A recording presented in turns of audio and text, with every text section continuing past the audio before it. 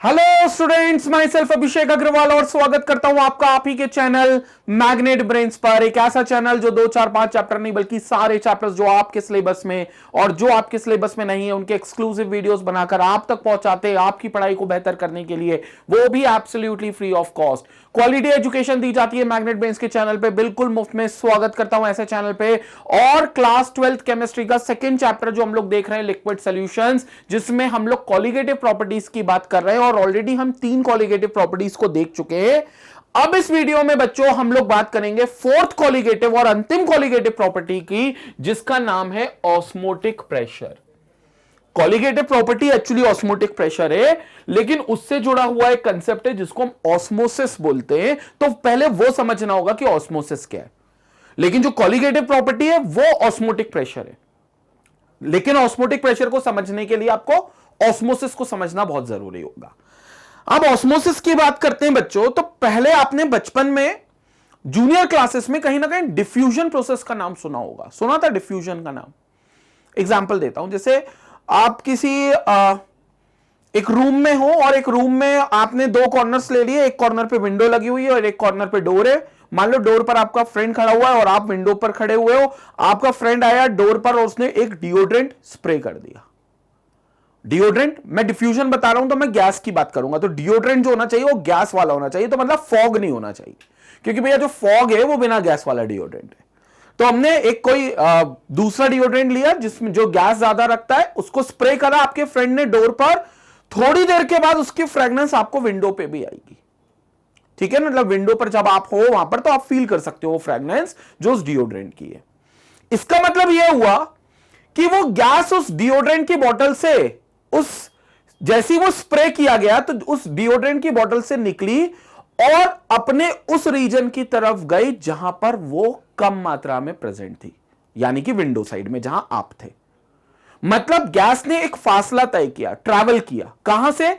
उस रीजन से जहां पर वो थी और वहां से निकलकर वो उस रीजन पे गई जहां वो नहीं थी या जहां पर उसकी कंसंट्रेशन कम था। और चूंकि यह गैस के साथ हुआ और बिना किसी बीच में किसी मेम्ब्रेन के सपोर्ट के बिना हुआ। मेम्ब्रेन क्या होता है मैं समझाऊंगा, इसलिए इसको बोला जाता है डिफ्यूजन। यह था डिफ्यूजन, और यह डिफ्यूजन आपने अपनी जूनियर क्लासेस में पढ़ा होगा। इसी से मिलता जुलता एक और प्रोसेस होता है जिसको बोलते हैं ऑस्मोसिस। अंतर कुछ है, थोड़ा बहुत अंतर है, वो अंतर क्या है मैं बताऊंगा। लेकिन ऑस्मोसिस में भी लगभग यही होता है कि एक सब्सटेंस के पार्टिकल मूव करते हैं उस रीजन से जहां उनकी मात्रा ज्यादा है और उस रीजन की तरफ जहां उनकी मात्रा कम है।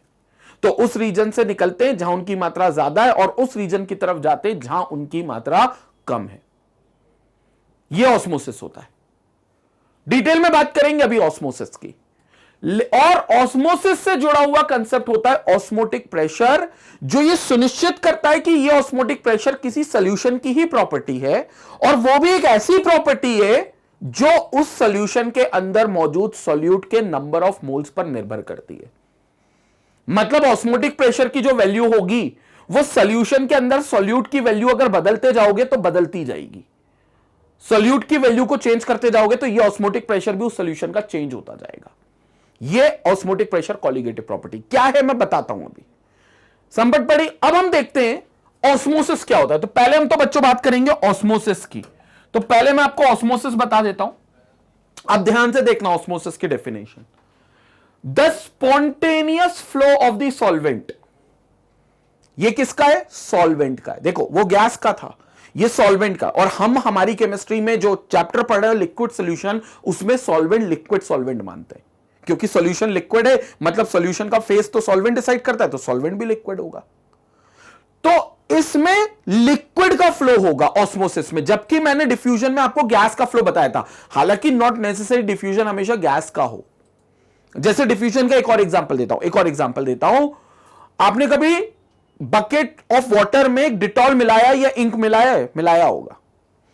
आप वो डिटॉल और इंक एक कैप में के बराबर आप मतलब 20-25 ml के बराबर आप डिटॉल या इंक ले लो और उसको पूरे बकेट फुल ऑफ वाटर में डिसॉल्व कर दो।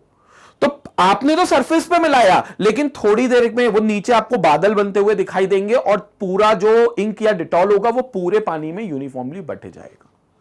वो भी डिफ्यूजन है, वो भी डिफ्यूजन है। तो मैं ये कहना चाहता हूं डिफ्यूजन सिर्फ गैस को लेकर नहीं होता, लिक्विड्स को लेकर भी होता है। लेकिन जब मैं ऑस्मोसिस की बात कर रहा हूं तो ये सिर्फ लिक्विड को लेकर होगा, क्योंकि यहां पर सॉल्वेंट का मूवमेंट होना है। और कौन सा सॉल्वेंट? लिक्विड सॉल्वेंट का मूवमेंट होना है। ठीक है, तो ये अंतर था पहला। डिफ्यूजन गैस लिक्विड दोनों में पाया जा सकता है, लेकिन जो ऑस्मोसिस है वो लिक्विड में पाया जाता है। एक चीज। दूसरी बात, the solvent flows through a medium of semi permeable membrane, जिसको आप एसपीएम बोल सकते हो। सेमी परमिएबल मेम्ब्रेन की इसमें आवश्यकता होती है। किसमें? ऑस्मोसिस में। मतलब जब वो ट्रैवल करता है तो उसको एक सेमी परमिएबल मेम्ब्रेन से गुजरना होता है। अब मन में आ रहा होगा सर सेमी परमिएबल मेम्ब्रेन क्या है? सुनो, आपने फिल्टर तो देखा है ना, फिल्ट्रेशन के लिए एक फिल्टर, जैसे चाय की छलनी होती है, आपने देखा होगा चाय की छलनी होती है।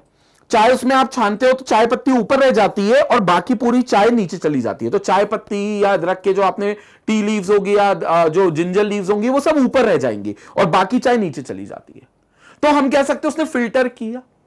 सेमी परमिएबल मेम्ब्रेन का भी यही काम है। बस सेमी परमिएबल मेम्ब्रेन को हम फिल्टर इसलिए नहीं बोलते क्योंकि ये semi permeable membrane organic matter की बनी होती है, ऑर्गेनिक मैटर की, जैविक चीजों की बनी होती है। जैसे आपकी स्किन, ये आपकी स्किन जो है कि सेमी परमिएबल मेम्ब्रेन है। इसके अंदर छोटे छोटे से पोर्स होते हैं सेमी परमिएबल मेम्ब्रेन के अंदर, जो ये परमिशन देते हैं सॉल्वेंट को कि वो इनके अंदर से गुजर सकता है। सॉल्वेंट को ये परमिशन मिलती है कि सेमी परमिएबल मेम्ब्रेन से तुम गुजर सकते हो, मतलब उसमें पास हो सकते हो। लेकिन जो सॉल्यूट के पार्टिकल्स हैं जिनका साइज थोड़ा सा ज्यादा होगा, तो वो सॉल्यूट के पार्टिकल सेमी परमिएबल मेम्ब्रेन से पास नहीं हो पाएंगे। सेमी परमिएबल मेम्ब्रेन उनको फिल्टर कर देगी, उनको रोक देगी। क्लियर हो गई बात? तो ये सेमी परमिएबल मेम्ब्रेन का काम फिल्टर जैसा ही है। फिल्टर पेपर या आपकी जो घर में आप जो छन्नी यूज करते हो वैसा ही है, बस वो प्लास्टिक की या किसी और चीज की बनी होती है। Semi permeable membrane organic matter का बना होता है। ठीक है, सेल्यूलोज जो सबसे अच्छा एग्जांपल है, वो सेल्यूलोज जो होता है वो सेमी परमिएबल मेम्ब्रेन होता है, तो वो आप उसका एग्जांपल ले सकते हो। तो सेमी परमिएबल मेम्ब्रेन से सॉल्वेंट को गुजारा जाता है। कहां से कहां? From pure solvent to a solution, that is from dilute solution to concentrated solution। यानी कि सॉल्वेंट का मूवमेंट जहां उनकी मात्रा कम है वहां पर होगा, सॉल्वेंट का मूवमेंट कहां से होगा? जहां उनकी मात्रा ज्यादा है। तो जहां उनकी मात्रा ज्यादा है वहां से निकलेंगे और जहां उनकी मात्रा कम है वहां जाएंगे। याद रखना, सॉल्वेंट का मूवमेंट जहां उनकी मात्रा ज्यादा है वहां से होगा और कहां पर होगा, किस तरफ जाएंगे? जहां उनकी मात्रा कम है। अब ज्यादा कहां होगी?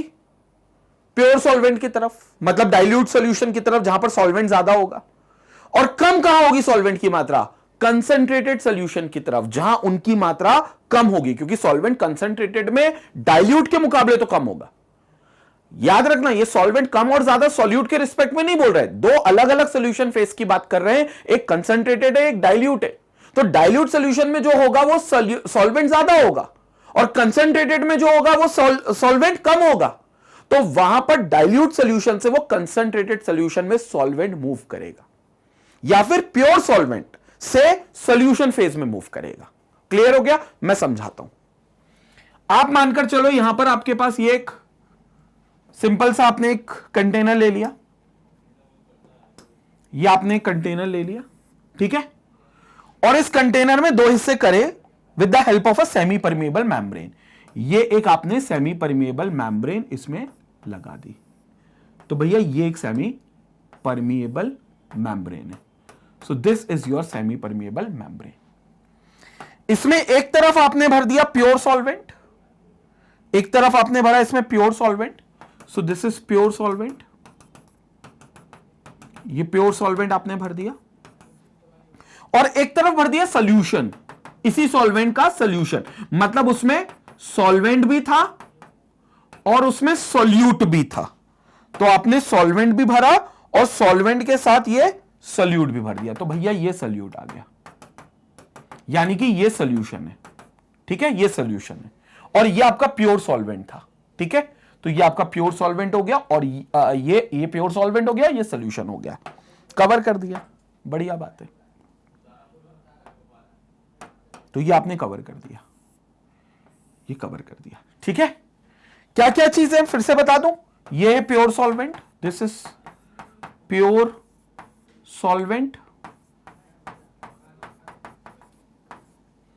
ठीक है, जिसको मैं ए बोल सकता हूं, and this is solution, this is solution, so this is solution जिसको मैं ए प्लस बी बोल सकता हूं, so this is A plus B. ठीक है, और बीच में जो ये बनाया है मैंने, this is semi permeable membrane, so this is semi permeable membrane. ठीक है, मेम्ब्रेन वर्ड हम ऑर्गेनिक मैटर्स के लिए यूज करते हैं, इसलिए इसको मेम्ब्रेन बोलते हैं। ठीक है, और इस सेमी परमिएबल मेम्ब्रेन की खास बात क्या है कि इसके अंदर छोटे छोटे से पोर्स हैं जो ये सुनिश्चित करते हैं कि सॉल्वेंट के पार्टिकल क्योंकि छोटे साइज के होंगे तो वो इसमें से गुजर सकते हैं, लेकिन सॉल्यूट के पार्टिकल नहीं गुजर सकते, सॉल्यूट के पार्टिकल नहीं गुजर सकते। अब क्या होगा, ध्यान से सुनना, अब क्या होगा कि जो सॉल्वेंट के पार्टिकल्स होंगे उनका मूवमेंट होगा, मतलब solvent particles will start moving from the region of their high concentration. क्योंकि ये प्योर सॉल्वेंट है तो it's a region of high concentration, मैं लिख भी देता हूं, प्योर सॉल्वेंट है so it's a region of high concentration. अब कई लोग सोचेंगे सर हाई कंसंट्रेशन कैसे, सॉल्वेंट में तो कोई कंसंट्रेशन होगा ही नहीं, क्योंकि कंसंट्रेशन तो सॉल्यूट बताता, बिल्कुल सही, लेकिन कंसंट्रेशन वो सॉल्यूट के रिस्पेक्ट में हम पढ़ते थे, तो वो वहां पर बोलते थे कि भैया सॉल्यूट ज्यादा होगा तो कंसंट्रेटेड होगा। अभी जो मैं कंसंट्रेशन वर्ड का इस्तेमाल कर रहा हूं वो सॉल्वेंट के लिए कर रहा हूं, तो यहां पर मैं क्या लिख रहा हूं, it is having a high concentration. Why it is having a high concentration, because solvent यहां पर ज्यादा है, तो हम कह सकते हैं सॉल्वेंट का कंसंट्रेशन ज्यादा है। मैं लिख भी देता हूं हाई कंसंट्रेशन ऑफ सॉल्वेंट, ऐसा लिख देता हूं। ठीक है, अब क्लियर हो गई होगी सारी बात। जबकि यहां पर सॉल्वेंट का कंसंट्रेशन कम होगा क्योंकि यहां सॉल्यूशन है, मतलब सॉल्वेंट के साथ सॉल्यूट भी है, तो 100% तो सॉल्वेंट नहीं है ना, यहां 100% सॉल्वेंट था, यहां 100% सॉल्वेंट नहीं है, मतलब यहां पर सॉल्वेंट का कंसंट्रेशन इसके मुकाबले कम है। So we can say this is a region of low concentration of solvent, low concentration of solvent. और अब आप देखोगे एक स्पॉन्टेनियस मूवमेंट, एक स्पॉन्टेनियस मूवमेंट मतलब अपने आप से एक मूवमेंट होगा कि सॉल्वेंट के पार्टिकल्स यहां से निकलेंगे और इस तरफ भागने लगेंगे, यहां से निकलेंगे और इस तरफ भागने लगेंगे। आप देखोगे अपने आप एक स्पॉन्टेनियस मूवमेंट होगा। जाहिर सी बात है यहां का लेवल कम होता जाएगा और यहां का लेवल बढ़ता जाएगा, तो यह बात अलग है कि लेवल कम और ज्यादा होते जाएंगे, लेकिन आपको एक मूवमेंट मिलेगा जिसमें सॉल्वेंट के जो पार्टिकल्स होंगे वो अपने हाई रीजन से लोअर रीजन की तरफ जा रहे होंगे, हाई रीजन से लोअर रीजन की तरफ जा रहे होंगे, ऐसे कंसंट्रेशन चल रहा होगा। और ये कंसंट्रेशन मतलब ऐसा मूवमेंट चल रहा होगा, और ये मूवमेंट जो होगा वो सॉल्वेंट, प्योर सॉल्वेंट से निकलेंगे और सॉल्यूशन तरफ जाएंगे। उससे यहां का लेवल कम होगा, यहां का लेवल बढ़ेगा, चलेगा, लेकिन इस प्रोसेस को हम ऑस्मोसिस बोलते हैं। तो भैया ये जो मूवमेंट हो रहा है, this movement is called osmosis, so this is called osmosis. तो ये जो मूवमेंट है दिस इज कॉल्ड ऑस्मोसिस। तो सिंपल सी चीज थी कि ऑस्मोसिस में होना क्या है कि यहां पर आपका प्योर सॉल्वेंट होगा, बीच में सेमी परमिएबल मेम्ब्रेन होगी, ये आपका प्योर सॉल्वेंट इस साइड होगा, this side will you have pure solvent, बीच में इनको सेपरेट करने वाली सेमी परमिएबल मेम्ब्रेन जिसमें छोटे छोटे से पोर्स होंगे जो ये अलाउ करेंगे कि सॉल्वेंट मूव कर सकता है, और इस साइड होगा आपका सॉल्यूशन, इस साइड होगा आपका सॉल्यूशन। तो this side you have your solution, जो solvent related to pure solvent कम कंसंट्रेशन होगा, मतलब सॉल्यूशन में कम कंसंट्रेशन होगा। तो क्या होगा, आपको यहां पर एक मूवमेंट देखने को मिलेगा, यहां पर एक मूवमेंट देखने को मिलेगा जिसमें जो सॉल्वेंट के पार्टिकल्स होंगे वो इस तरफ ऐसे मूव कर रहे होंगे, ऐसी डायरेक्शन में सॉल्वेंट के पार्टिकल्स मूव कर रहे होंगे। इस मूवमेंट को हम क्या बोलते हैं, ऑस्मोसिस। तो this movement is called osmosis, ये ऑस्मोसिस है। और डायरेक्शन फिक्स है, प्योर सॉल्वेंट से निकलेंगे और सॉल्यूशन की तरफ जाएंगे, या फिर डाइल्यूटेड सॉल्यूशन से निकलेंगे और कंसंट्रेटेड सॉल्यूशन की तरफ जाएंगे। तो डाइल्यूटेड सॉल्यूशन में क्योंकि सॉल्वेंट रिलेटिवली कंसंट्रेटेड के मुकाबले ज्यादा होगा, तो वहां से निकलेंगे और कंसंट्रेटेड की तरफ जाएंगे। ये चीज होगी, इसको आप ऑस्मोसिस बोलते हो। अभी सिर्फ ऑस्मोसिस बताया है, ऑस्मोटिक प्रेशर तो अभी बात ही नहीं करी। स्क्रीनशॉट ले लो, फिर और बात करते हैं। स्क्रीनशॉट लो। अब बच्चों ये जो ऑस्मोसिस है ये यूनिडायरेक्शनल है। यूनिडायरेक्शनल मतलब आपको पता है कि किस डायरेक्शन में ये ट्रैवल करेगा, ऑस्मोसिस किस डायरेक्शन से किस डायरेक्शन में होगा, इसलिए इसको यूनिडायरेक्शन वर्ड बोल देते हैं। यूनिडायरेक्शन, यूनिडायरेक्शन मतलब इसकी एक फिक्स डायरेक्शन है कि ये प्योर सॉल्वेंट से निकलेगा और सॉल्यूशन की तरफ ही जाएगा, या कंसंट्रेटेड सॉल्यूशन से निकलेगा और डाइल्यूट की तरफ ही जाएगा।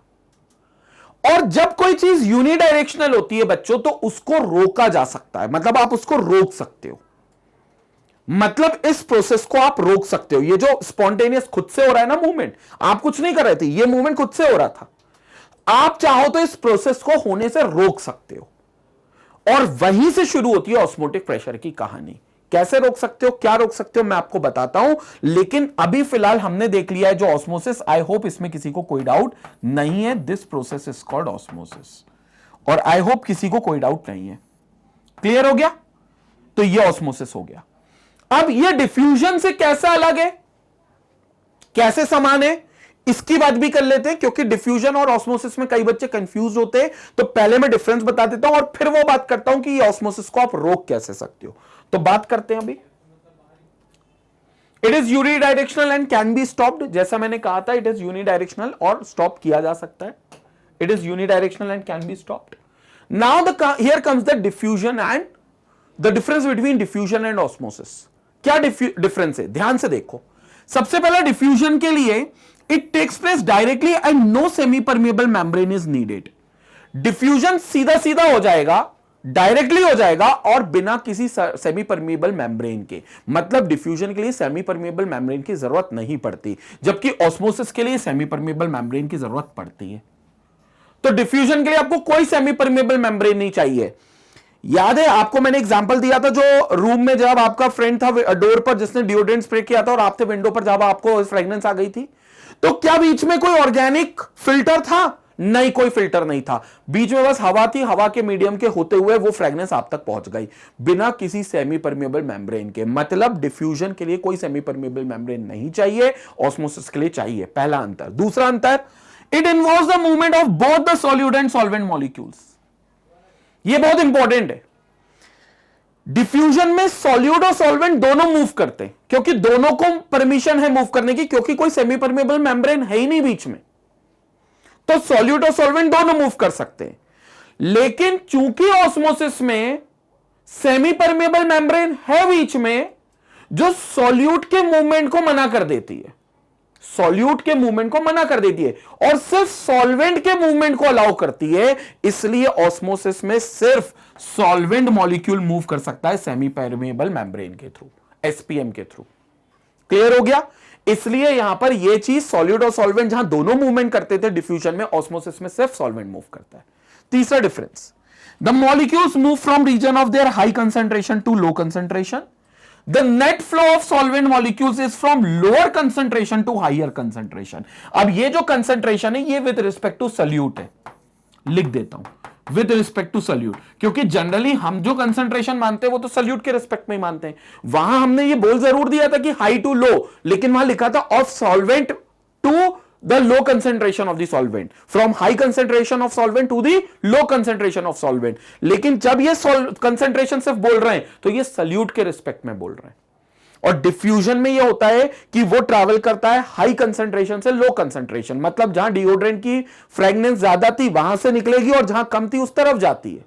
लेकिन ये अपोजिट काम करते हैं, ये सॉल्यूट के रिस्पेक्ट में low concentration to high concentration travel करते हैं, क्योंकि सॉल्यूट का जहां लो कंसंट्रेशन होगा वहां सॉल्वेंट का कंसंट्रेशन तो हाई होगा, और फिर वहां ट्रैवल करेंगे जहां सॉल्यूट का कंसंट्रेशन हाई होगा, यानी कि सॉल्वेंट का कंसंट्रेशन लो होगा।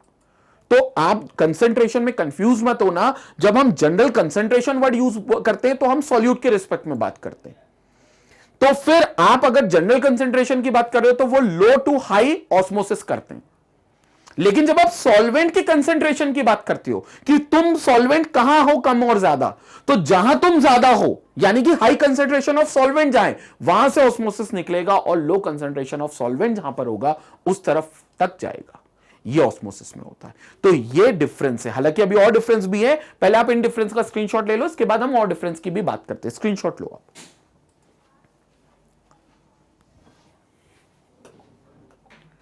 दो और डिफरेंस है। It is common in gases as well as in liquids. मैंने आपको कहा था कि ये गैसेस और लिक्विड दोनों में कॉमन है। कौन? डिफ्यूजन। आपको डिओड्रेंट वाला एग्जांपल दिया है और मैंने इंक और डिटॉल वाला भी एग्जांपल दिया है। तो गैसेस और लिक्विड दोनों पे एप्लीकेबल है। लेकिन इसकी बात करें, ये सिर्फ लिक्विड सॉल्यूशंस पर एप्लीकेबल है, लिक्विड सॉल्यूशंस पे। तो it is restricted to solutions only. Next, it can not be prevented by applying external pressure. इसको आप रोक नहीं सकते, इसको आप रोक नहीं सकते, क्योंकि इधर तो दो लोगों का मूवमेंट है, सॉल्यूट का और सॉल्वेंट का। किस किस को रोकोगे? और देख, यहां पर जो डिफ्यूजन हो रहा है वो बहुत सारी दिशाओं में हो रहा है। मतलब जैसे आपने डिओड्रेंट स्प्रे किया तो वहां से सिर्फ उस विंडो तक नहीं गया होगा, उसके बगल में जो विंडो गई होगी वहां पर कोई बंदा खड़ा होगा तो उसको भी वो फ्रेग्रेंस आई होगी। तो वहां पर आप रोक नहीं सकते उसको एक्सटर्नल प्रेशर लगाकर, लेकिन ऑस्मोसिस को आप रोक सकते हो एक्सटर्नल प्रेशर लगाकर। यही एक्सटर्नल प्रेशर जो है ना ऑस्मोटिक प्रेशर है, बताऊंगा मैं आपको। लेकिन ये रुक सकता है, मैंने कहा था इट कैन बी स्टॉप्ड। होता खुद से, लेकिन रोक आप सकते हो इसको, बिल्कुल रोक सकते हो। तो ऑस्मोसिस को रोका जा सकता है। कैसे रोकेंगे? वही तो ऑस्मोटिक प्रेशर की कहानी है, वही तो अब शुरू करने वाला हूं। एक्सटर्नल प्रेशर लगाकर रोक सकते हो। क्लियर हो गया? लेकिन फिलहाल के लिए ये डिफरेंस है डिफ्यूजन और ऑस्मोसिस के लिए। जल्दी से स्क्रीनशॉट लें, इसके बाद फिर हम आगे बात करते हैं अब ऑस्मोटिक प्रेशर की। तो यहां पर हमारा ऑस्मोसिस अभी फिलहाल खत्म होता है, अब ऑस्मोटिक प्रेशर की बात करते हैं। स्क्रीनशॉट लीजिए। अब बच्चों, ऑस्मोसिस के बात की जाती है, ऑस्मोटिक प्रेशर की बात। ध्यान से सुनना, ऑस्मोटिक प्रेशर को मैं यहां पर समझा रहा हूं।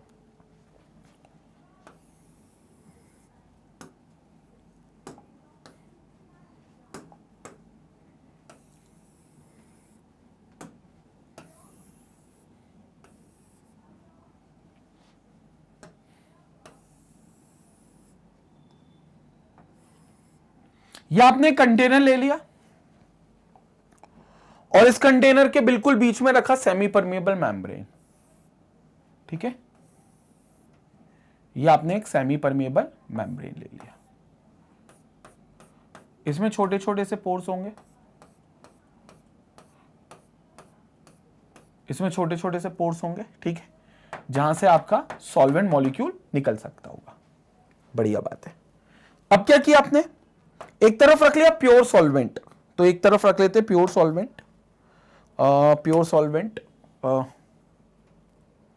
एक तरफ रख लेते pure solvent. This is pure solvent. ठीक है, this is pure solvent, this is pure solvent which is a, this is ए। और उस साइड क्या है? उस साइड है सॉल्यूशन जिसमें सॉल्वेंट के साथ साथ सॉल्यूट भी होगा। तो दिस इज सॉल्वेंट और इसके साथ सॉल्यूट भी होगा। So this is solute. तो अब ये बन गया solution. So this is called your solution, that is A plus B. और ये बीच में सेमी परमेबल मेम्ब्रेन जो इन दोनों को सेपरेट कर रही है, तो this is SPM, semi permeable membrane. अब क्या किया? इन दोनों के ऊपर मैंने एक पिस्टन डाल दिया। ये पिस्टन एक इसके ऊपर डाल दिया, ये इसके ऊपर पिस्टन है भैया। ठीक है, और ये एक पिस्टन इसके ऊपर डाल दिया, ये एक पिस्टन इसके ऊपर भी है भैया। ठीक है, सच दैट कि ये इनके ऊपर मूव कर सकता है। ठीक है, तो ये पिस्टन ऊपर नीचे मूव कर सकता है। अब हो क्या रहा है? अब हो क्या रहा है कि भैया एक मूवमेंट देखने को मिल रहा है जिसमें सॉल्वेंट पार्टिकल्स जो हैं वो स्पॉन्टेनियसली यहां से यहां मूव कर रहे हैं, ऐसे मूव कर रहे हैं, इस डायरेक्शन में मूव करते जा रहे हैं। मतलब ऑस्मोसिस होता जा रहा है। होगा क्या? इसका लेवल नीचे जाता जाएगा बट इसका लेवल ऊपर बढ़ता जाएगा, बढ़ता जाएगा, इसका लेवल बढ़ता जाएगा। अब आप चाहते हो इस ऑस्मोसिस को रोकना। क्यों रोकना है, इसकी वजह अलग अलग है, एप्लीकेशन बहुत जगह पर है, लेकिन फिलहाल तो मान लो कि मैंने बोल दिया कि आपको इसको रोकना है तो रोकना है। अब आप इसको रोकोगे कैसे, अब मेरी बात को सुनना। यह पिस्टन धीरे धीरे ऊपर की तरफ मूव करेगा क्योंकि यहां पर ऑस्मोसिस होता जाएगा तो इसका लेवल बढ़ता जाएगा और ऊपर की तरफ मूव करेगा। ऊपर की तरफ अगर ये पिस्टन मूव कर रहा है तो आप कुछ ऐसा अरेंजमेंट करो कि इसके ऊपर यहां से एक फोर्स लगा सको पर यूनिट एरिया, यानी कि एक प्रेशर लगा सको। और प्रेशर ऐसा लगाओ जिसमें यह पिस्टन ऊपर की तरफ मूव ना हो। मतलब जो ऊपर की तरफ इसको मूवमेंट मिल रहा है वो ऊपर की तरफ का मूवमेंट ना मिले। कुछ ऐसा दबाव इसके ऊपर लगाओ, ऐसा, मतलब हाथ रख दो, तुम्हें ऐसा लग रहा है तुमको ढक्कन ऊपर जा रहा है, हाथ रख दो। तुमने ऐसा हाथ से दबा दिया, बोलो पिस्टन ऊपर नहीं जाना बेटा, तो पिस्टन ऊपर नहीं जा रहा, नीचे भी नहीं जा रहा, लेकिन ऊपर जो जा रहा था, जो मूवमेंट ऊपर, नीचे तो वैसे भी नहीं जा रहा था, जो मूवमेंट ऊपर की तरफ था, आपने ऊपर से प्रेशर लगाकर, दबाव लगाकर उस पिस्टन के अपसाइड मूवमेंट को रोक दिया। ऐसा हाथ लगाकर दबा दिया, उसको पिस्टन को रोक दिया। तो क्या हुआ होगा, यहां से जो मूवमेंट हो रहा था वो रुक गया होगा, क्योंकि पिस्टन ऊपर नहीं जा रहा, मतलब सॉल्यूट यहां नहीं आ रहे, सॉल्वेंट यहां नहीं आ रहे, और सॉल्वेंट यहां नहीं आ रहे मतलब सॉल्वेंट का कोई मूवमेंट नहीं हो रहा सेमी परमेबल मेम्ब्रेन के थ्रू। तो आपने ये जो मूवमेंट हो रहा था इस मूवमेंट को रोक दिया। तो आपने ये जो मूवमेंट हो रहा था आपने इस मूवमेंट को रोक दिया। क्लियर हो गया। तो ये मूवमेंट क्या हो गए, ये मूवमेंट रुक गए। मतलब जो पहले मूवमेंट आपको देखने को मिल रहे थे, किस डायरेक्शन से किस डायरेक्शन में मूवमेंट देखने को मिल रहे थे आपको, सॉल्वेंट से सॉल्यूशन डायरेक्शन में जो आपको मूवमेंट देखने को मिल रहे थे, अब वो मूवमेंट आपने रोक दिए। ये मूवमेंट जो हो रहे थे ये आपने रोक दिए क्योंकि आपने ऊपर से प्रेशर लगा दिया। तो ये मूवमेंट अब नहीं हो रहे, यानी कि जो सॉल्वेंट जहां था वहीं रुक गया, जो सॉल्यूशन का फेज था वो वहीं रुक गया। मोदी जी ने कहा था ना लॉकडाउन में जो जहां वहीं रुक जाओ, तो भाई साहब लॉकडाउन में आ गए ये लोग। यहां से क्यों ऐसा हुआ, क्योंकि आपने एक प्रेशर लगाया, और इस प्रेशर के दम पे मान लो आपने पी प्रेशर लगाया, मैं प्रेशर की वैल्यू तो अभी नहीं बता रहा, मैं सिर्फ बोल रहा हूं कि पी प्रेशर लगाया, तो उससे आपने ऑस्मोसिस होने को रोक दिया, इस मूवमेंट को रोक दिया। जिस प्रेशर के दम पर आपने प्रोसेस ऑफ ऑस्मोसिस रोकी है उसी प्रेशर को बोला जाता है ऑस्मोटिक प्रेशर, जो है तो एक्सटर्नल प्रेशर, क्योंकि आप इसको बाहर से लगा रहे हो तो ये है तो एक्सटर्नल प्रेशर, लेकिन इस प्रेशर से आपने प्रोसेस ऑफ ऑस्मोसिस को रोक दिया। इस प्रेशर को बोला जाता है ऑस्मोटिक प्रेशर। तो this is called osmotic pressure. और याद रखना बच्चों, यह ऑस्मोटिक प्रेशर हमेशा सॉल्यूशन साइड लगेगा। तो सॉल्यूशन साइड लगाने वाला जो प्रेशर है, जिससे प्रोसेस ऑफ ऑस्मोसिस जो स्पॉन्टेनियस थी, जो खुद से हो रही थी, उसको रोका जा सके, उस प्रेशर को बोला जाता है ऑस्मोटिक प्रेशर। क्लियर हुई बात। डेफिनेशन देखो, the minimum pressure that prevents osmosis is called osmotic pressure, और इसको पाई से डिनोट किया जाता है। तो मैंने जो पी बोला था वो पी नहीं होना चाहिए, इट शुड बी पाई। अब पाई की वैल्यू मत लगा देना यहां पर 22/7, मुझे मालूम है तुम लोगों को मैथ्स अच्छी आती होगी, लेकिन भैया उसको पाई सिर्फ एक डिनोशन दिया गया, एक सिंबल से डिनोट करना था तो पाई सिंबल से डिनोट कर दिया। वैल्यू का कोई लेना देना नहीं है, सिर्फ ये पाई जो है ऑस्मोटिक प्रेशर की वैल्यू। आगे बात करें, the excess pressure which must be exerted on solution side. देखो सोल्यूशन साइड लगना चाहिए। The excess pressure which must be exerted on the solution side in order to prevent the flow of solvent molecules towards the solution side, both are separated by semi-permeable membrane is called osmotic pressure. When both are separated by semi-permeable membrane is called osmotic pressure. तो वो जो excess pressure आप लगाते हो, किस side लगाते हो, solution side लगाते हो, क्या करने के लिए, in order to prevent the flow of solvent, कहां से कहां, solution साइड की तरफ जो मूवमेंट हो रहा है प्योर सॉल्वेंट से, उसको रोकने के लिए जो आप एक्सटर्नल प्रेशर लगाते हो सोल्यूशन साइड, उसे ऑस्मोटिक प्रेशर बोलते हैं। ये होता है ऑस्मोटिक प्रेशर, और डिनोट किससे किया जाता है, पाई से डिनोट किया जाता है। अब इसके मैथमेटिकल एक्सप्रेशन की बात करते हैं, पहले स्क्रीनशॉट ले लो फिर मैथमेटिकल एक्सप्रेशन की भी बात करते हैं। स्क्रीनशॉट लो। तो स्टूडेंट ये हमने देख लिया कि ऑस्मोटिक प्रेशर क्या होता है, वो एक्सटर्नल प्रेशर जो आप सोल्यूशन साइड लगाओगे ताकि ऑस्मोसिस प्रोसेस को रोका जा सके। जो ऑस्मोसिस प्रोसेस खुद से होती थी, स्पॉन्टेनियस होती थी, उसको रोकने के लिए बाहरी दबाव जो लगेगा वो प्रेशर को आप ऑस्मोटिक प्रेशर बोल दोगे। तो भैया जो विदेशी ताकतें लगेंगी ऑस्मोसिस को रोकने के लिए, बाहरी ताकतें, वो ऑस्मोटिक प्रेशर होता है। अब देखते हैं कि इसका मैथमेटिकल एक्सप्रेशन क्या होता है। तो एक्सपेरिमेंटली पाया गया है, सारी चीजें जो आपको कॉलिगेटिव प्रॉपर्टी बताती हैं वो सब एक्सपेरिमेंटली निकालते हैं भैया। तो एक्सपेरिमेंटली बोला गया है कि ये जो पाई है ये डायरेक्टली प्रोपोर्शनल होगा कंसंट्रेशन के, और वो भी कौन सा कंसंट्रेशन? मोलैरिटी। तो it will be directly proportional to molarity. याद रखना यही एकमात्र कॉलिगेटिव प्रॉपर्टी है जो मोलैरिटी पर चल रही है, वरना अभी तक हमने जो दो पढ़ी थी, एलिवेशन इन बॉइलिंग पॉइंट और डिप्रेशन इन फ्रीजिंग पॉइंट, वो दोनों प्रॉपर्टी मोलैरिटी पर डायरेक्टली प्रोपोर्शनल थी। ये मोलैरिटी कैपिटल एम पर डायरेक्टली प्रोपोर्शनल है, यानी कि मोल्स ऑफ सोल्यूट डिसॉल्व पर लीटर ऑफ द सॉल्यूशन जितने ज्यादा होंगे उतना पाई की वैल्यू ज्यादा होगी, होनी भी चाहिए। लॉजिक भी यही कहता है। क्यों? क्योंकि जब आप ऐसा बोलते हो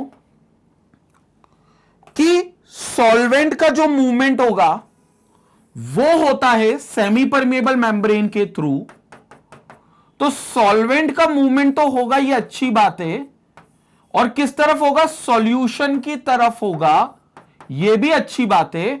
तो सॉल्वेंट का मूवमेंट सॉल्यूशन की तरफ अगर होना है तो वो मूवमेंट कितनी तेजी से होगा, ये सॉल्यूशन का कंसंट्रेशन ये सॉल्यूशन का कंसंट्रेशन डिफाइन करेगा। मतलब अगर ये कंसंट्रेशन डिफरेंस बहुत ज्यादा है, ये तो देखो प्योर सॉल्वेंट है तो इसमें तो कोई बात करनी नहीं है। सॉल्यूशन बोलता है कि भैया मैं सॉल्यूट बहुत ज्यादा के रखता हूं, मतलब सॉल्यूट के मोल्स मेरे 1 लीटर के अंदर बहुत ज्यादा हैं, तो हम कहेंगे मतलब सॉल्यूशन तुम बहुत हाईली कंसंट्रेटेड हो विद रिस्पेक्ट टू सॉल्यूट। ठीक है? और जितने तुम हाईली कंसंट्रेटेड रहोगे यानी कि उतनी तुम्हारे अंदर सॉल्यूट की मात्रा ज्यादा रहेगी और रिलेटिवली सॉल्वेंट की मात्रा कम रहेगी। तो फिर सॉल्वेंट का जो मूवमेंट होगा प्योर सॉल्वेंट से सॉल्यूशन की तरफ, वो बहुत तेजी से होगा। मतलब इस सॉल्यूशन की मोलैरिटी जितनी ज्यादा होगी, डिफरेंस इन दी कंसंट्रेशन उतना ज्यादा होगा और सॉल्वेंट उतनी तेजी से सॉल्यूशन की तरफ भागेंगे। तो ये उतनी तेजी से भागेंगे, और जब ये उतनी तेजी से भागेंगे तो इनको रोकने के लिए जो दबाव होगा विदेशी ताकतों का, यानी कि एक्सटर्नल प्रेशर का, वो दबाव आपको बहुत ज्यादा लगाना पड़ेगा। इसलिए कहा गया कि जो पाई है यानी कि ऑस्मोटिक प्रेशर जो आप लगाओगे, जो अप्लाई करोगे, वो ऑस्मोटिक प्रेशर क्या होगा? बहुत ज्यादा लगेगा जो मूवमेंट होगा, क्योंकि वो तेज हो जाएगा। और मूवमेंट क्यों तेज हो जाएगा? क्योंकि हम मोलैरिटी ज्यादा रहेगी। जितनी ज्यादा मोलैरिटी उतना ज्यादा मूवमेंट, जितना ज्यादा मूवमेंट उतना ज्यादा ऑस्मोटिक प्रेशर लगाना पड़ेगा रोकने के लिए। जैसे एक इंसान आ रहा है बड़े आराम से चलता चलता, उसको रोकना है तो तुम ऐसे ताकत लगा दोगे। लेकिन एक इंसान आ रहा है थोड़ा तेज चलता हुआ, तो तुम और थोड़ी सी ज्यादा ताकत लगाओगे। और एक इंसान बिल्कुल भागता हुआ आ रहा है तो भाई साहब बहुत ताकत लगानी पड़ेगी उसको रोकने के लिए। मतलब जितनी तेजी से वो आएगा उतनी ज्यादा आपको प्रेशर, एक्सटर्नल प्रेशर लगाना पड़ेगा। और वो इंसान तेजी से कितनी जल्दी जाएगा, ये डिपेंड करता है कितनी जल्दी उसको वहां पहुंचना है, और वो वहां कितनी जल्दी पहुंचना है वहां निर्भर करता है कि सल्यूट कितने, ये निर्भर करता है वहां पैसा और सोना चांदी कितने। जैसे इंसान जा रहा है तो उसको जाना है तो वहां पैसा सोना चांदी सब दिख रहा है उसको, तो वो तेजी से जाएगा। जितना ज्यादा पैसा सोना चांदी दिखेगा उतना तेजी से भागेगा। तो उसको रोकने के लिए तुम्हें उतनी ज्यादा ताकत लगानी पड़ेगी। ये होता है ऑस्मोटिक प्रेशर। तो ऑस्मोटिक प्रेशर मतलब वो एक्सटर्नल प्रेशर जो आप सोल्यूशन साइड लगाओगे ऑस्मोसिस को रोकने के लिए। और अगर ये ऑस्मोसिस बहुत तेज होता है तो आपको जाहिर सी बात है ऑस्मोटिक प्रेशर ज्यादा अप्लाई करना पड़ेगा, ज्यादा तेज दबाव बनाना पड़ेगा। क्लियर हो गई बात? और ये तेज कब होगा ऑस्मोसिस? जब कंसंट्रेशन ऑफ सॉल्यूशन यानी कि उसकी मोलैरिटी बहुत ज्यादा होगी। तो pi is directly proportional to molarity. More is the molarity, more will be the value of pi. ये पहला एक्सप्रेशन था। This was the first one. Second, pi is directly proportional to temperature, यानी कि भैया तापमान पे भी वो सीधा सीधा प्रोपोर्शनल है। सीधा सीधा टेम्परेचर पे भी वो सीधा सीधा निर्भर करता है। टी, तो पाई जो है it is directly proportional to temperature. जितना ज्यादा टेम्परेचर होगा उतना तेज मूवमेंट होगा, क्योंकि आपको पता है ज्यादा टेम्परेचर पे काइनेटिक एनर्जी मिल जाती है मॉलिक्यूल्स को, और जो मॉलिक्यूल मूव कर रहा है वो और ज्यादा काइनेटिक एनर्जी गेन करके मूव करेगा, मतलब हाई स्पीड में मूव करेगा। तो जितना ज्यादा टेम्परेचर होगा उतना तेज उसका मूवमेंट होगा, तो जितना तेज मूवमेंट होगा उतना ज्यादा ऑस्मोटिक प्रेशर आपको लगाना होगा रोकने के लिए। इसलिए pi is directly proportional to temperature T. Clear? दोनों को कंबाइन करते तो pi is directly proportional to C, that is concentration, molarity. तो मैं इसको सी बोल देता हूं कंसेंट्रेशन को, क्योंकि स्टैंडर्ड बुक्स भी उसको सी मानती है। And inversely and directly proportional to temperature as well. तो pi is directly proportional to CT. So pi is directly proportional to CT. Proportionality का साइन ओपन करेंगे तो एक कांस्टेंट आएगा which is nothing but a gas constant called R, and now it will become pi is equal to C R T. Pi is equal to C R T. याद रखना, cathode ray tube, ऐसा याद रख लेना। यहां कुछ cathode ray tube का काम नहीं है, बस याद करने के लिए बता रहा हूं कैथोड रे ट्यूब, बट इसको बोलते हैं, it is called pi equal to C R T. तो this is pi equal to C R T, जहां पर पाई ऑस्मोटिक प्रेशर है, सी कंसेंट्रेशन ऑफ सोल्यूशन है, R will be your gas constant जिसकी value 0.0821 litre ATM per mole पर kelvin आती है, या 8.314 जूल पर केल्विन पर मोल आती है। आप जो वैल्यू रखना चाहो वो वैल्यू गैस कांस्टेंट की रखोगे, और T is the temperature. R will be capital R1 and T will be temperature, and T will be temperature. So T will be temperature. Pi equal to CRT, ये equation आती है osmotic pressure की। Clear हो गया बच्चों? तो इसको बोलते हैं पाई इक्वल टू CRT। याद रखना, जो कंसेंट्रेशन सोल्यूशन का है C, वो मोलैरिटी है, ये भी लिख देता हूं मैं, moles per litre of the solution है। So this is called your molarity. So this is molarity. जो C है वो आपकी मोलैरिटी है, ठीक है? So this is molarity, and pi equal to CRT की वैल्यू होगी directly proportional to molarity and directly proportional to temperature. जल्दी से स्क्रीनशॉट लेंगे, आगे और बात करते हैं इसके और फॉर्म्स की, और मॉलिक्यूलर मास की बात करते हैं। आप स्क्रीनशॉट लीजिए।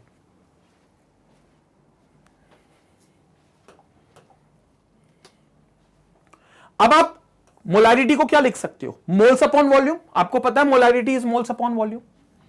तो मोलैरिटी जो है, जिसको आपने यहां से सी से डिनोट करा है, वो आपकी होती है moles upon volume of solution, moles upon volume.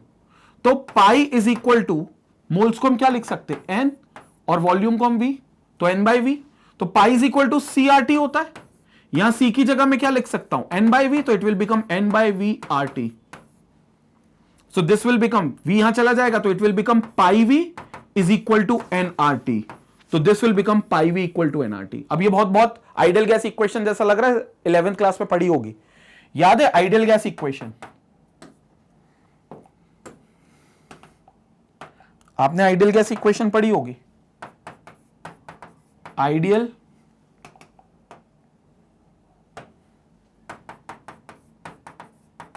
Gas equation क्या थी? पीवी इक्वल टू एनआरटी, जो सारे गैस लॉज को फॉलो करती थी। उससे कंपेयर कर सकते हो, पीवी इक्वल टू एनआरटी। तो बस यहां पी और पाई का अंतर है। वहां पर पी जो था वो गैस पर लगने वाला प्रेशर था, गैस के द्वारा लगने वाला प्रेशर था, सॉरी, और यहां जो पाई है वो ऑस्मोटिक प्रेशर है जो हम लगा रहे हैं सॉल्यूशन के ऊपर। तो ये पाई है जो हम सॉल्यूशन के ऊपर बाहरी दबाव लगाते हैं, एक्सटर्नल प्रेशर लगाते हैं, ये वो है। बस बाकी सब कुछ सेम ही है, तो आप इन दोनों को कंपेयर कर सकते हो एक दूसरे से। तो ये हो गया pi V equal to NRT. So this will become pi V equal to NRT, और pi equal to N by V R T, ये एक और फॉर्मूला बन सकता है, pi equal to N by V R T. अलग अलग form से लिखने के स्क्रीनशॉट लेंगे, आगे और बात की जाती है।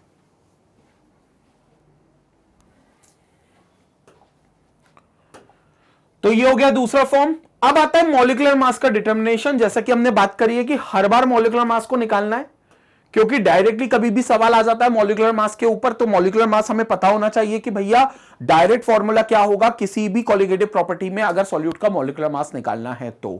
वैसे आप डिराइव भी कर सकते हो, बट याद रख लोगे तो ज्यादा बेहतर है। तो बात करते हैं मॉलिक्यूलर मास की।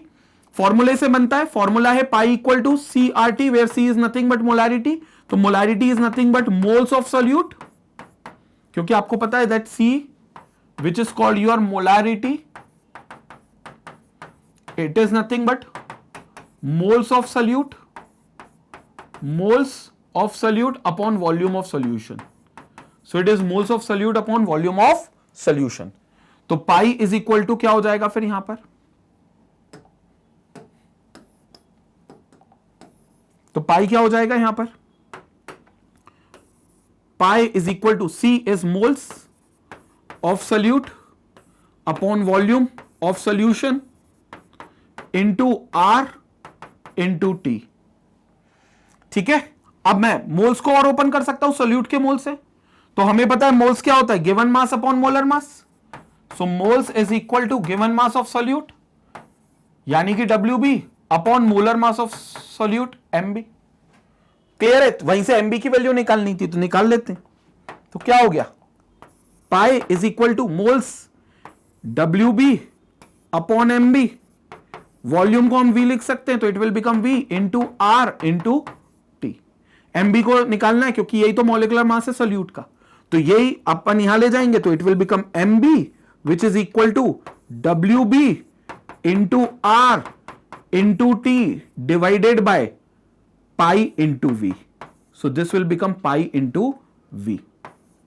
क्लियर हो गया, तो ये आपका MB का एक्सप्रेशन आ गया, ये आपका MB का एक्सप्रेशन आ गया, WB into R into T divided by pi into V. तो WB into R into T divided by pi into V, ये आप याद रख सकते हो डायरेक्ट. अगर याद रख लोगे तो डायरेक्ट एक क्वेश्चन बन जाएगा, और एल्स आपको नहीं तो डिराइव करना पड़ेगा, जिसमें थोड़ा टाइम जा सकता है. तो बेटर है कि आप एक्सप्रेशन को याद कर लो, इन केस अगर आप डिराइव करना चाहो तो डिराइव भी कर सकते हो. क्लियर हो गया बच्चों ये, तो ये आपके MB की इस तरीके से एक्सप्रेशन आया है. स्क्रीनशॉट लेंगे, इसके बाद हम लोग एक और इससे जुड़ा हुआ जो बहुत इंपॉर्टेंट कंसेप्ट है रिवर्स ऑस्मोसिस, उसकी बात करते हैं. पहले आप स्क्रीनशॉट ले लो.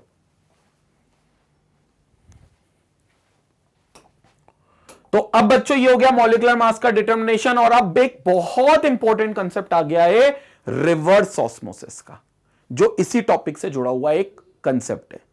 रिवर्स ऑस्मोसिस में आपको बता दूं, ये वाटर प्यूरिफिकेशन की प्रोसेस है. आपने सुना भी होगा RO का पानी है भैया, RO. वो RO क्या है, रिवर्स ऑस्मोसिस ही तो है. Reverse osmosis, RO Kent purifier देखा होगा. वो केंट तो कंपनी है, उनका प्रचार कर दिया मैंने वैसे अपने चैनल पे.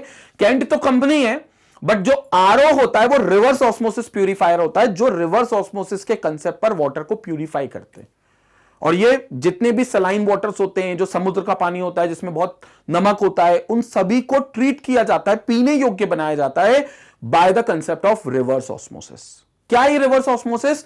ऑस्मोसिस का अपोजिट, नाम से ही लग रहा है ना, रिवर्स ऑस्मोसिस. ऑस्मोसिस का अपोजिट प्रोसेस है. क्या होगा समझ लो इस बात को, क्या होगा पहले समझ लो इस बात को. जैसे ऑस्मोसिस में होना क्या था, ऑस्मोसिस में होता क्या है, ये कंटेनर आपने ले लिया, ठीक है, ये आपने कंटेनर ले लिया, और इस कंटेनर के बीच में आपने एक सेमी परमेबल मेम्ब्रेन डाल दी. ठीक है, ये सेमी परमेबल मेम्ब्रेन आपने डाल दी जिसमें छोटे छोटे से पोर्स होंगे.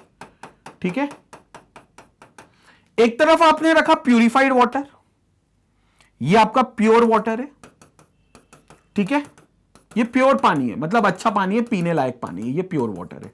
ठीक है, दिस इज प्योर वाटर, और we can say pure solvent. तो ये प्योर वाटर है अभी फिलहाल के लिए.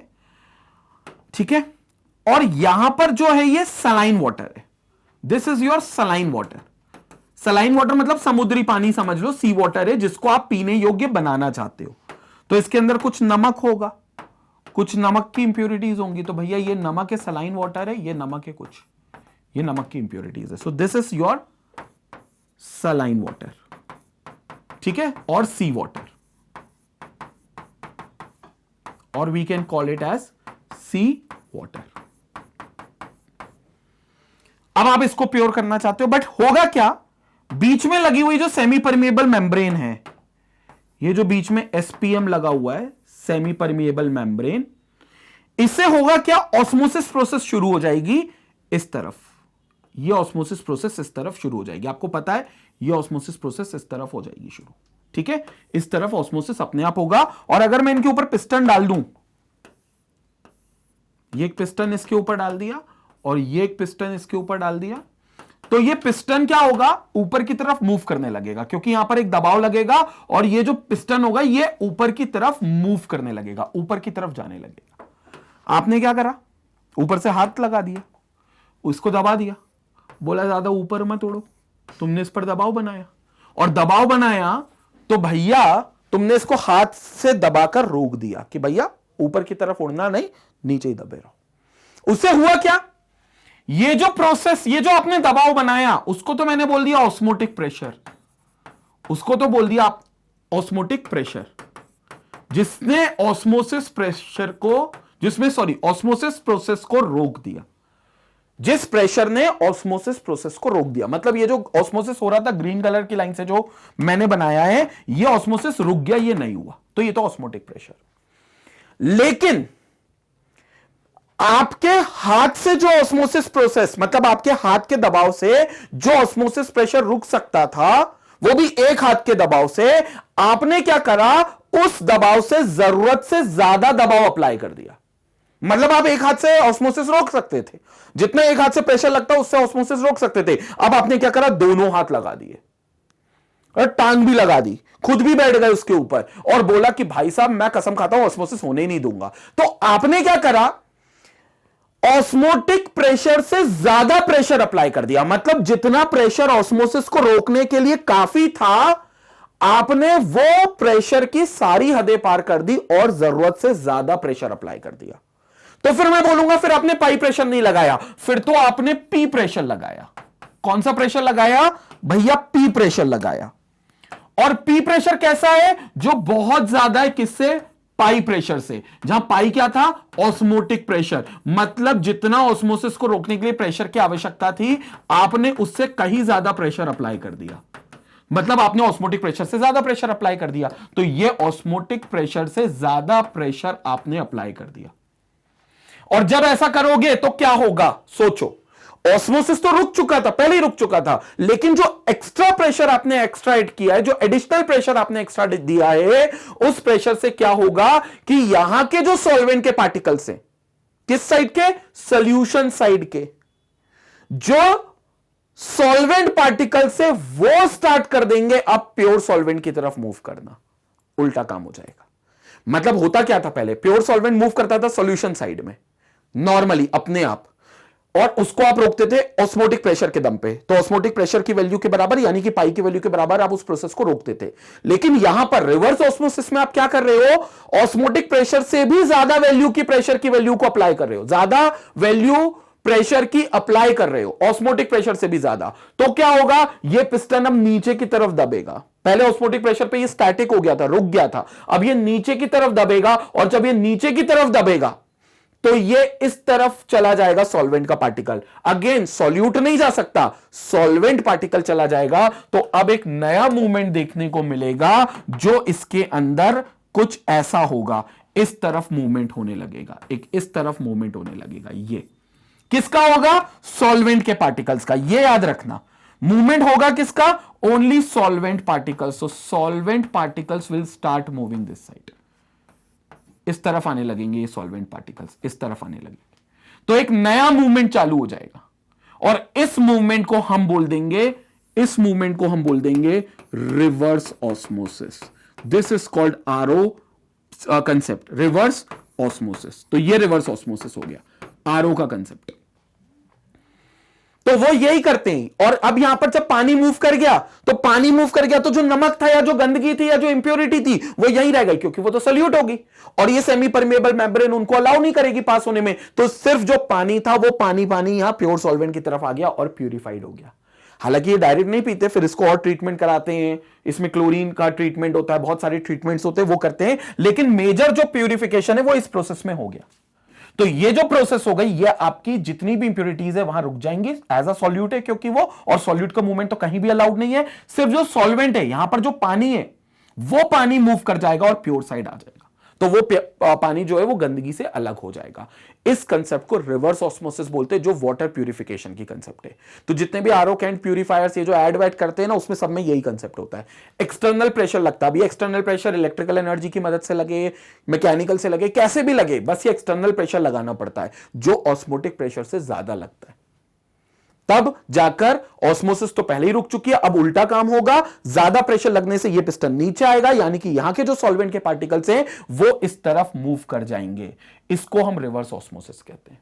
सो क्या होगी डेफिनेशन? मैं डेफिनेशन लिख देता हूं क्योंकि कई बच्चे डेफिनेशन के लिए खोजते हैं। रिवर्स ऑस्मोसिस की डेफिनेशन लिख रहा हूं। When external pressure exceeds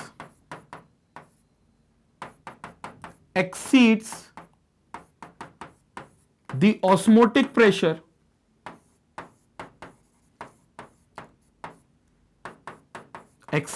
osmotic pressure then solvent from the solution side starts moving towards pure solvent side,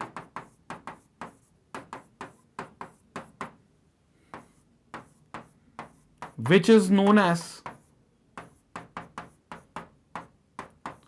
reverse osmosis. और या फिर आपको ऑस्मोसिस की डेफिनेशन पता है तो आप उसके अपोजिट बोल दो, which is known as reverse osmosis। जैसे ऑस्मोसिस की डेफिनेशन क्या होती है? The spontaneous movement of solvent from pure solvent side to the solution side is called osmosis. यही बोलते थे आप, बस इसको अपोजिट बोल दो और स्पॉन्टेनियस मत बोलना, क्योंकि ये मूवमेंट खुद से नहीं होता, ये आपकी मदद से होता है। क्योंकि जब आप एक्सटर्नल प्रेशर लगाओगे ये तभी होगा। ये जो पी जब तक नहीं लगेगा भैया तब तक ये मूवमेंट नहीं होगा। ये पी का लगना बहुत जरूरी है, तो ये पी जब तक नहीं लगेगा तब तक ये मूवमेंट नहीं होगा। तो ये पी आप लगाते हो, इसीलिए इसी पी एक्सटर्नल प्रेशर जो कि ऑस्मोटिक प्रेशर से कहीं ज्यादा होगा, जब लगेगा तभी रिवर्स ऑस्मोसिस हो सकेगा। So the process in which when we apply the external pressure, the process in which when we apply the external pressure more than the osmotic pressure to the solution side, then the solvent molecules from the solution side will start moving in the reverse direction. That is, they will start moving towards the pure solvent side. They will start moving in the reverse direction to that of the osmosis direction. So they will move from the region where their quantity is less to the region where their quantity is more. Solvent जहां उनकी quantity कम है, क्योंकि solution side solvent की quantity कम है, and और concentration बोलना चाहिए, नॉट द क्वांटिटी। तो सॉल्वेंट की कंसंट्रेशन, सॉल्वेंट का कंसंट्रेशन कम है to the region where their concentration is high. So they move in the direction opposite to that of osmosis, and that is why this concept is called reverse osmosis. तो आप इसको reverse osmosis बोलते हो। Concept clear हो गया? तो बच्चों इसको हम रिवर्स ऑस्मोसिस बोलते हैं। ये वाटर प्यूरिफिकेशन की प्रोसेस होती है। जल्दी से स्क्रीनशॉट लेंगे, इसके बाद हम वीडियो कंक्लूड करेंगे। स्क्रीनशॉट लीजिए।